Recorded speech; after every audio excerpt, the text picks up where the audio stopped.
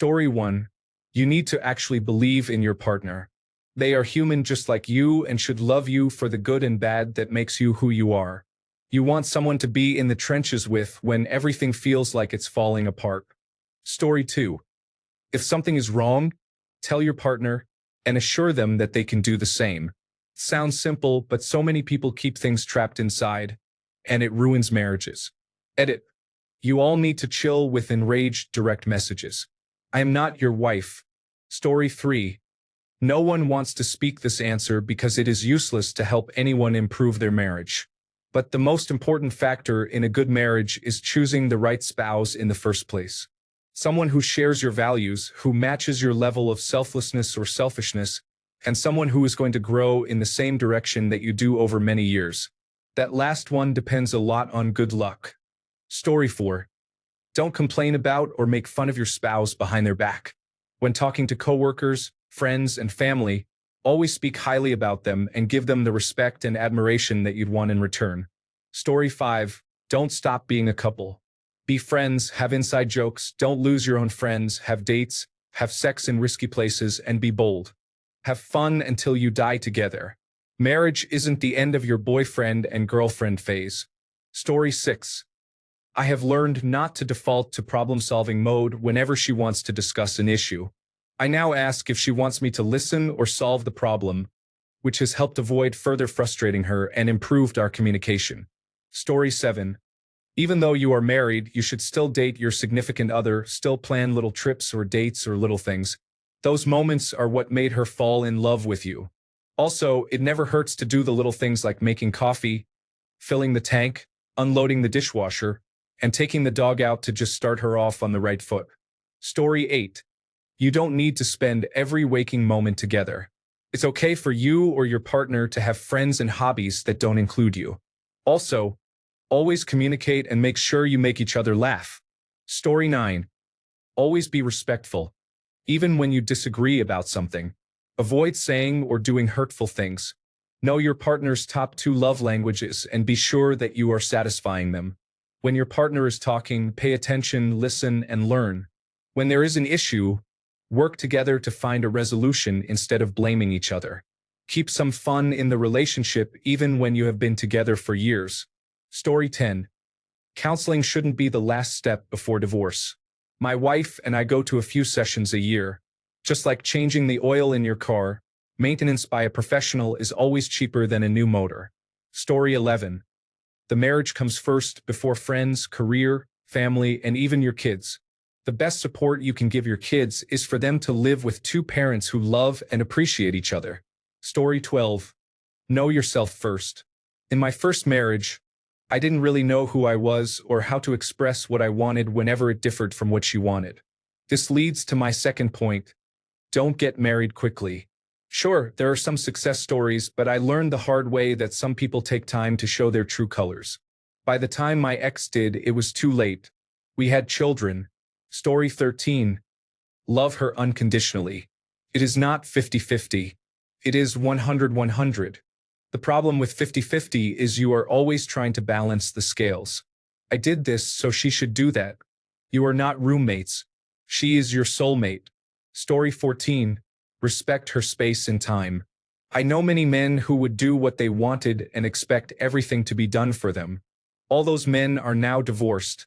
Women want a partner, not a man who still needs his mother. Story 15. Listen to her complaints without providing a solution to the problem. 99 out of 100 times she does not want a solution. She just wants to talk about her problem. Do not offer a solution to avoid having to hear about the problem, because you are avoiding the very thing she wants, to voice her concerns. Just listen and nod. Took me a couple of years to learn that one. Story 16. There are a lot of good answers here and some odd ones. I'm 31 years old and have been with my wife for 13 years, married for 10 of those years. If I could sum up what has made our marriage successful into a rule, I would say don't treat your spouse poorly. It's kind of a catch-all. And always be honest. If you can't be honest with them, you can't be honest with anyone. Story 17. Always keep wanting your wife. The secret is to always choose your wife no matter what. When you're upset, Don't run to another woman and vent or have any communication because that leads down dark paths. Walk away and breathe, then return and apologize for what happened and communicate. Always keep things spicy and interesting, but don't push it. Communicate about including toys and role-playing. Always help around the house even if she is a stay-at-home mother because she's not your mother. Do chores when you can or every day to help. Always kiss her good night and good morning. Tell her you love her and appreciate her for all she does. Massage her shoulders and feet at least once a month, maybe more. Cook for her and the family because you're half the chef as well. Being married is all about sacrifice, communication, trust, and working together. Story 18. Perhaps not unspoken, but here are some helpful tips. 1. Honesty even when it's difficult. Don't stop dating your spouse, even after marriage.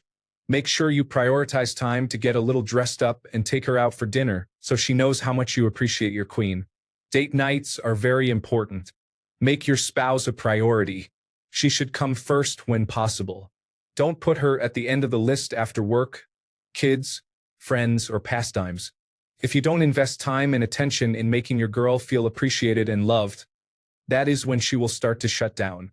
Also, make sure to prioritize your physical relationship. This is very, very important. Lastly, communication is key.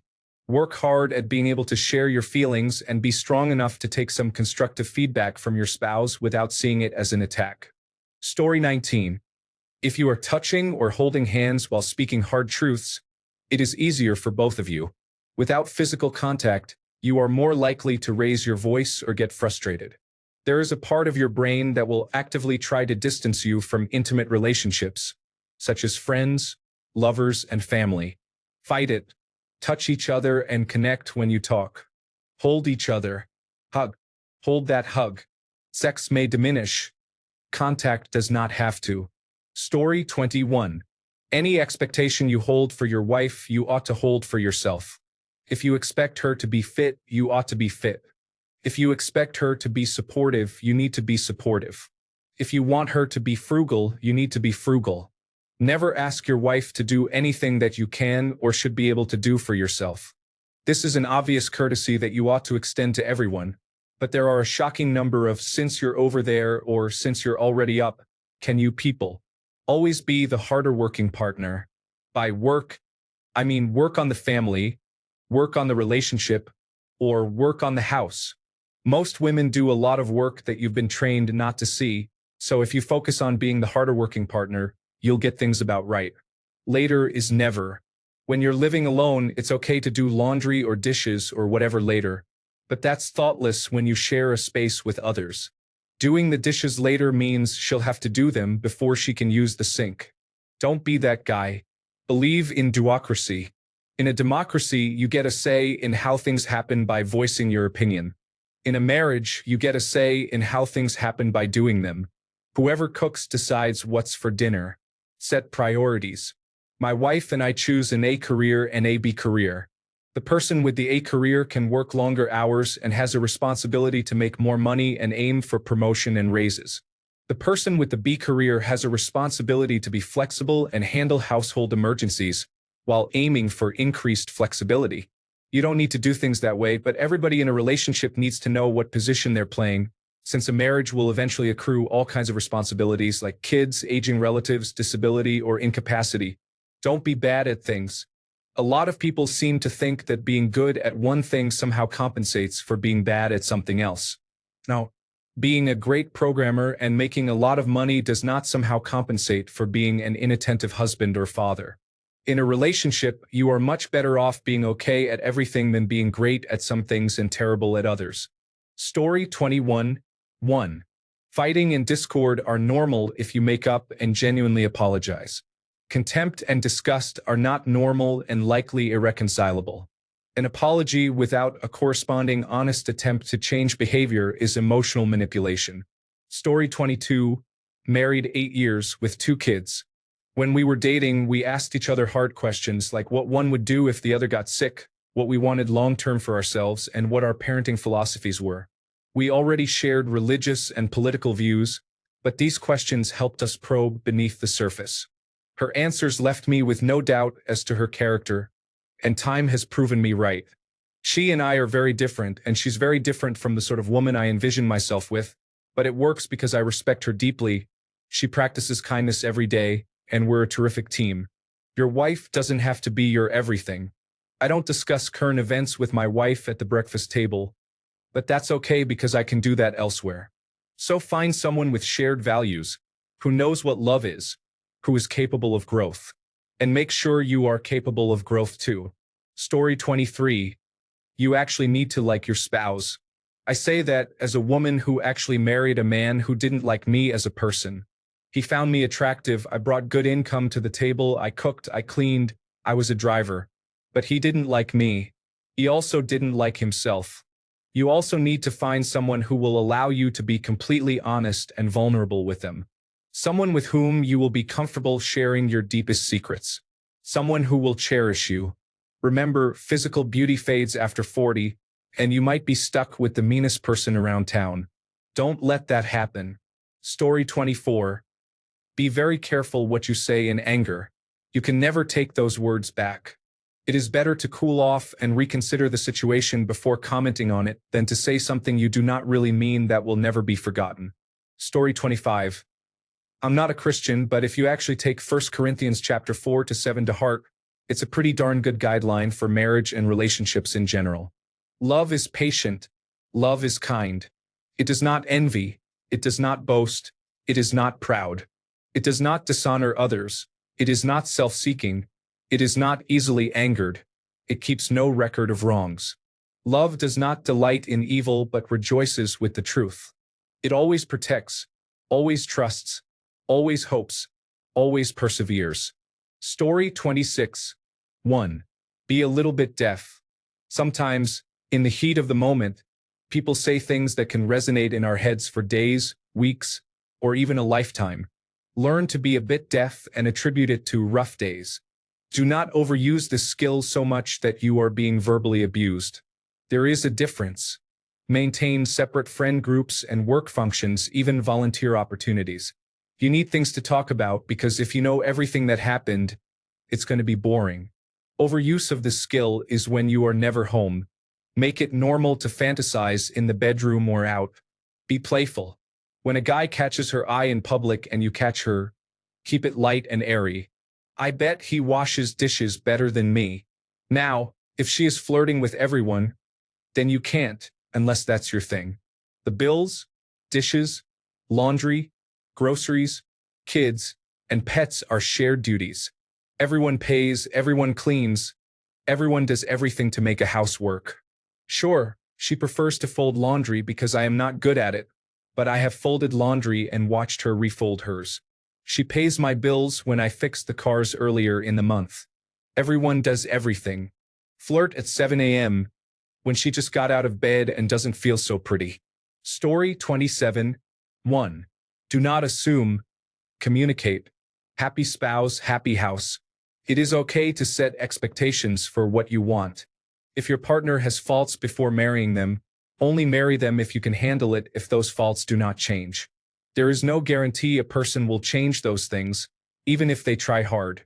For me, having very aligned parenting values has been a blessing. We both wanted children, and we both knew how we would raise them, so we rarely argue about child rearing. Dating your partner is important. You have to keep the romance. Otherwise, the mundanity of life will kill your relationship. Love your partner in their love language, not yours. Maintain your friendships outside of marriage. You still need your friends, even if those relationships evolve. Keep friends who are supportive of you having a healthy relationship. Those friendships are essential. Story 28. Never stop improving yourself. You, as a snapshot in time, do nothing to keep the relationship going far into the future. If they evolve, you evolve too. No one is perfect, not you or the other person in the relationship, so make sure if you make a mistake, and you will, that you learn from it and grow as a person. Story 29. From what I learned from a 4-year relationship and seeing my parents' marriage, never stop doing the small things. Buy flowers, go out on ice cream dates, get tacos from a taco truck, and enjoy them in the back of the car while having a conversation. I promise you, It's these small things that matter the most. Story 30. Your spouse is more important than arguing. My wife has had some convictions that at first just seemed nonsensical to me, and my first response was to rebut. But if instead I just ask her about her conviction and try to understand it, an argument is almost always avoided. One of two things happens. She starts to hear herself and realizes it's silly while she's talking, or I start to realize she actually has a really good point. Story 31. Lots of people are saying what I came here to say, so I'll say something that they haven't said. Have sex or be intimate often. At least once a week. One of you may have a higher libido than the other. Meet somewhere in the middle. Make it a priority. Story 32. Communicate, communicate, communicate. 99% of marital problems are solved by just talking to each other in a respectful and loving manner. Then whatever the decision is, you stick with it.